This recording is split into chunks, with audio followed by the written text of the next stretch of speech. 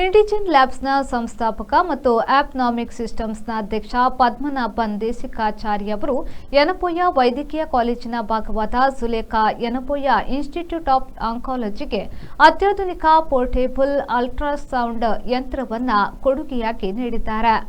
ಈ portable ultrasound ಯಂತ್ರದ ಹಸ್ತಾಂತರ ಕಾರ್ಯಕ್ರಮವು ಕುಲಪತಿ ಡಾಕ್ಟರ್ ಫರ್ಹಾದ್ ಯನಪೋಯ, ಸ್ವಾಯತ್ತ ವಿಶ್ವವಿದ್ಯಾಲಯವಾದ ಯನಪೋಯದ ಉಪಕುಲಪತಿ ಡಾಕ್ಟರ್ ಎಂ ವಿಜಯಕುಮಾರ್ ಉಪಸ್ಥಿತಿಯಲ್ಲಿ ನಡೆಯಿತು.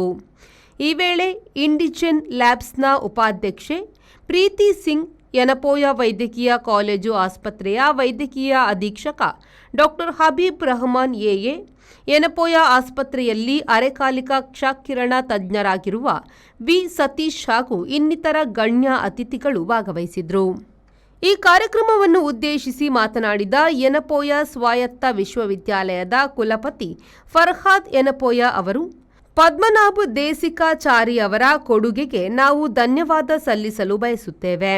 ಈ ಪೋರ್ಟೇಬಲ್ ಅಲ್ಟ್ರಾಸೌಂಡ್ ಯಂತ್ರವು ಜುಲೇಖಾ ಯನಪೋಯ ಇನ್ಸ್ಟಿಟ್ಯೂಟ್ ಆಫ್ ಆಂಕಾಲಜಿಗೆ ಬೆಲೆಬಾಳುವ ಕೊಡುಗೆಯಾಗಿದ್ದು, ಇದರಿಂದಾಗಿ ನಮ್ಮ ವೈದ್ಯಕೀಯ ವೃತ್ತಿಪರರಿಗೆ ಸುಧಾರಿತ ರೋಗ ಲಕ್ಷಣ ಪತ್ತೆ ಸೇವೆಗಳನ್ನು ಒದಗಿಸಲು ನೆರವು ದೊರೆಯಲಿದೆ ಎಂದಿದ್ದಾರೆ.